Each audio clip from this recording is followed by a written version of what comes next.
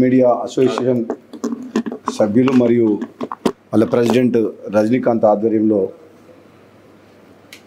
నేను ఏదైతే ట్వీట్ పెట్టినో వాళ్ళకు మద్దతుగా సమాజంలో ప్రజల పక్షాన పనిచేస్తున్న వాళ్లకు తెలంగాణ ఉద్యమ సమయంలో చేసిన వాళ్ళ కృషిని అభినందిస్తూ వాళ్ళకు బాసటగా నిలవాలని చెప్పి గత 2 రోజుల క్రితం ఒక ట్వీట్ చేయడం జరిగింది. ఎటువంటి పరిస్థితుల్లో కూడా రాష్ట్ర ఉద్యమంలో కానీ ఒక కుటుంబ పాలన కేసీఆర్ కుటుంబ పాలనకు వ్యతిరేకంగా కానీ పోరాటం చేసిన డిజిటల్ మీడియా సోదరులందరినీ కూడా గౌరవించుకోవాలి తప్పితే అవమానించడము సబబు కాదు అని చెప్పేసి నా అభిప్రాయాన్ని నిస్సందేహంగా నిర్మోహమాటంగా నిర్భయంగా ట్వీట్ ద్వారా తెలియజేయడం జరిగింది. అదే విషయాన్ని దృష్టిలో పెట్టుకొని సోదరులందరికీ కూడా నన్ను కలిసి ధన్యవాదాలు తెలుస్తేందుకు రావడం జరిగింది. మళ్ళీ ఒకసారి చెప్తున్నా, ఈ తెలంగాణ రాష్ట్రం అనేది ఒకరి సొత్తు కాదు. ఏ వ్యక్తి అయినా అహంకారపూరిత పరిపాలన చేయడం సమాజానికి మంచిది కాదు. ఇది త్యాగాల పునాదుల మీద ఏర్పడ్డ రాష్ట్రం.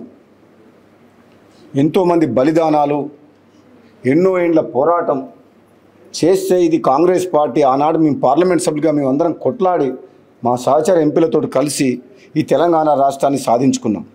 కాబట్టి ఈ రాష్ట్ర సాధనలో ప్రతి ఒక్కరి పాత్ర ఉంది.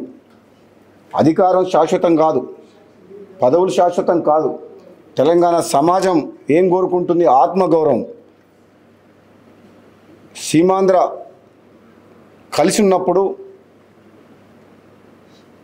అవమానాల పాలైన తెలంగాణ ప్రజలు ఆత్మగౌరవంతో మా తెలంగాణను పరిపాలించుకుంటాం, మాకు దక్కే నీళ్లు నిధులు నియామకాల విషయంలో అన్యాయం జరుగుతుందని చెప్పి ఆనాడు పోరాటం చేసి తెలంగాణ రాష్ట్రంలో సాధించుకున్న ప్రతి యువకుడు, మహిళా సోదరిమణులు, రైతులు, ఉద్యోగస్తులు ప్రతి ఒక్కరు అందరి పాత్ర ఉంది దీంట్లో.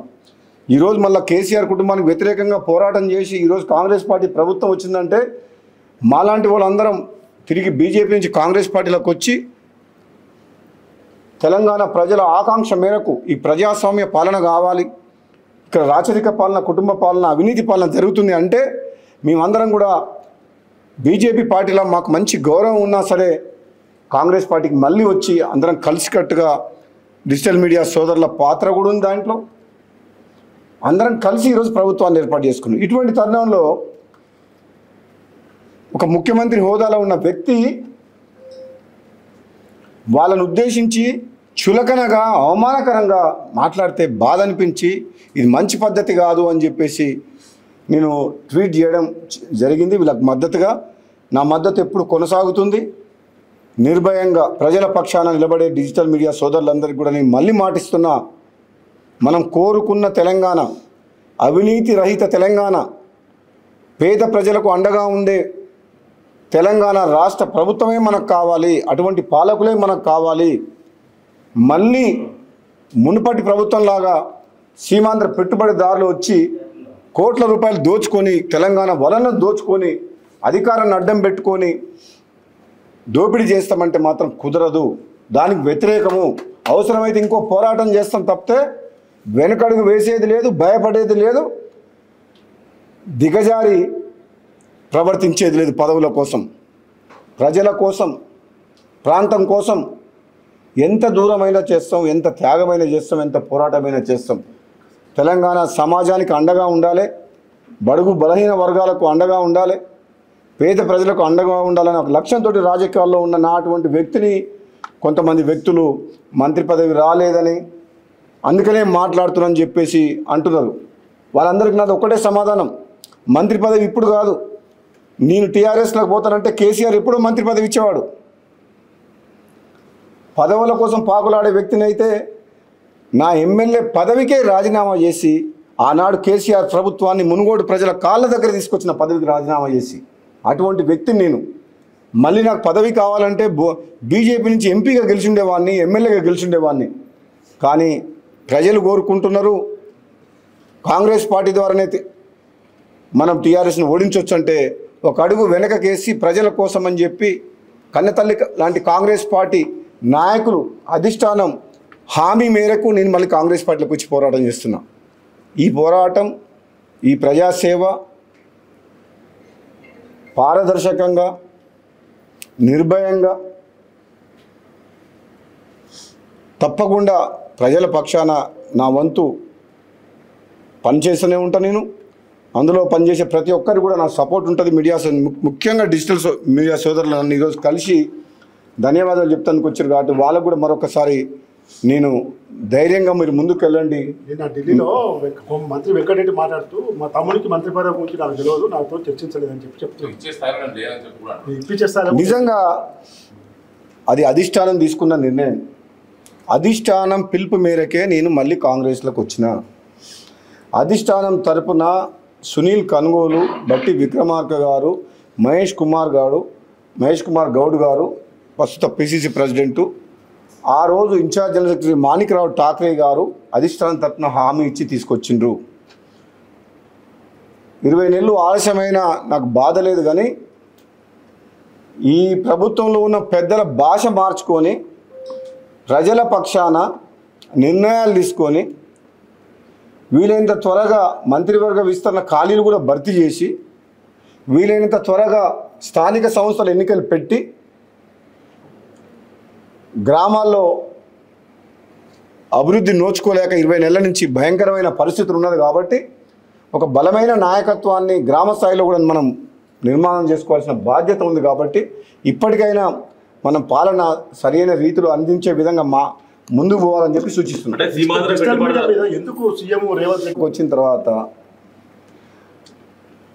సామెత ఒకటి ఉంది కదా, ఓడ దాటే వరకు ఓడమల్లయ్య, ఓడ దాటినాక బోడమల్లయ్య. డిజిటల్ మీడియా విషయంలో కూడా రేవంత్ రెడ్డి గారు మాట్లాడే మాటలు వింటే నాకు అదే సామెత గుర్తొస్తుంది. కానీ ముఖ్యమంత్రి రేవంత్ రెడ్డి గారికి కూడా నా సూచన ఏంటంటే, నేను కాంగ్రెస్ పార్టీ ఎమ్మెల్యేగా మీ భాష మార్చుకొని, మీ హవభావాలు మార్చుకొని, తక్కువ మాట్లాడి మంత్రివర్గంలో ఇంకా చాలా అందరికీ మాట్లాడే అవకాశం ఇచ్చి మేధావులతో డిస్కస్ చేసి రాబోయే రోజుల్లో ఒక మంచి ప్రశాంతమైన వాతావరణంలో, అంటే దాన్ని ఏమంటారంటే ఒక కూల్ మైండ్ తోటి, ఆవేశం అక్కర్లున్న గవర్నమెంట్ ఉంది, ముఖ్యమంత్రి మీరే ఉంటారు, ఆ తర్వాత ఎవరు ఉంటారు అనేది అప్పుడు చూద్దాం. తర్వాత ఎలక్షన్స్ అయిన తర్వాత కాంగ్రెస్ పార్టీ హైకమాండ్ ప్రజలు తీర్పిచ్చిన దాన్ని బట్టి నిర్ణయం చేద్దాం. అప్పటి వరకు మీరే ఉంటారు. అప్పటిదాకా ఆవేశపడకుండా, గంటలు మాట్లాడకుండా, ఆ గంటలు అనే స్పీచ్లు తక్కువ చేసి పని మీద ఎక్కువ శ్రద్ధ చూపిస్తే మంచిదని చెప్పి నా సలహా. ఇంతకంటే ఎక్కువ నేను చెప్పలేను. Thank you.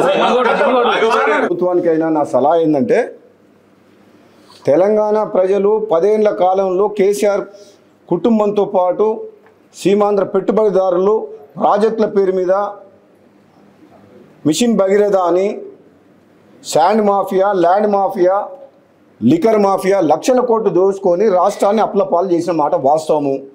మీకు 20 నెలలు అయింది ఇప్పటి వరకు. పీసీగో మన రిపోర్ట్ ఇప్పుడు వచ్చింది. మీ పుణ్యకాలం అంతా మీరు ఈ రిపోర్ట్లతోటి, ఈ కమిషన్లతోటే గడిచిపోయేటట్టుంది.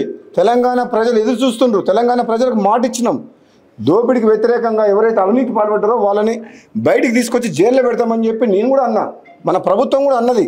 కాంగ్రెస్ పార్టీని తీసుకుంది. 20 నెలలు అయింది. ఇంతవరకు ఏం చేసిండ్రు ఇప్పటివరకు? ఇప్పటికే చాలా ఆలస్యం అయింది. ఇప్పటికైనా మీరు మాటలు తక్కువ చేసి అవినీతి పట్ల అందరినీ జైల్లో పెట్టాల్సిన బాధ్యత, దోపిడీ చేసిన తెలంగాణను దోపిడీ చేసి లక్షల కోట్లు దోసుకొని అప్పులపాలైన వ్యక్తిని ఎవరిని కూడా వదిలిపెట్టి వీలైనంత త్వరగా అరెస్ట్ చేసి జైల్లో పెట్టాలి. బల్కచర్ల విషయంలో ఏపీ ముఖ్యమంత్రి చంద్రబాబుతో రేవంత్ రెడ్డి కుమ్మక్కాయని చెప్పి బీఆర్ఎస్ ఆరోపిస్తున్నారు. అధికారం పోయిందన్న ఫ్రస్ట్రేషన్లో ఉన్నారు. కేసీఆర్ అసెంబ్లీ రాకుండా ప్రతిపక్ష నాయకుడి హోదాలో కొనసాగే అర్హత లేదు. మొట్టమొదట ఆయన అసెంబ్లీ కన్నా రావాలి, ప్రతిపక్ష నాయకుడి హోదా కన్నా రిజైన్ అన్న ఎవరినైనా పెట్టాలి. నెంబర్ 1. నెంబర్ 2, అధికారం పోయిన తర్వాత ఫ్రస్ట్రేషన్లో ఎన్నో మాట్లాడుతారు.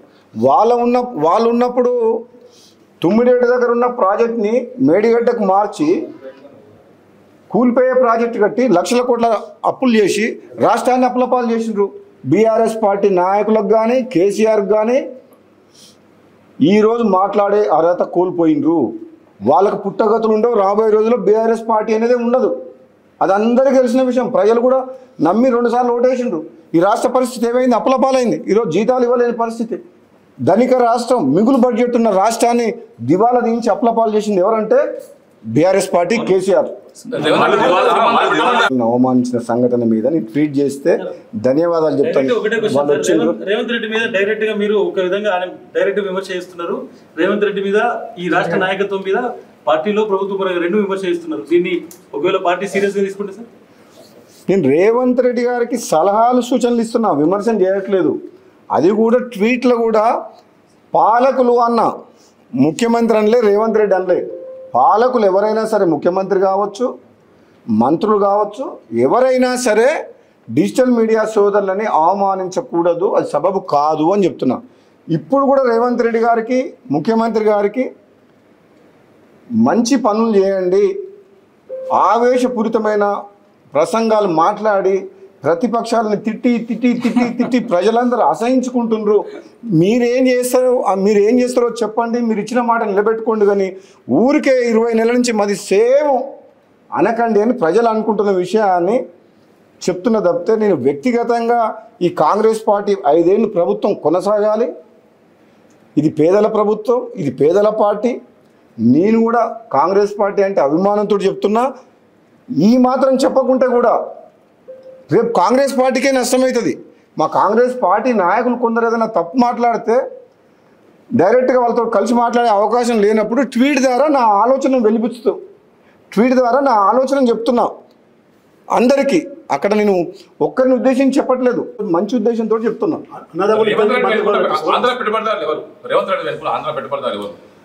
ఇక మీకు 1, 2, 3, 4, 5, 6, 20 మంది ఉన్నారు. ఈ రాష్ట్రాన్ని దోసుకుంటున్న. ఇప్పుడు కూడా రాబోయే రోజుల సమయం వచ్చినప్పుడు వాళ్ళ బండారం బయట పెడతా. ఏది ఏమైనా తెలంగాణ రాష్ట్ర సంపద లూటీ విషయంలో కానీ, కాంట్రాక్టుల విషయంలో కానీ, భూముల విషయంలో కానీ, ఇసుక మాఫియా విషయంలో కానీ, ఏ విషయంలో సరే తెలంగాణ ప్రాంతానికి, ప్రజలకు అన్యాయం చేసే పని ఎవరు చేసినా బహిరంగంగా మాట్లాడతా. Thank you.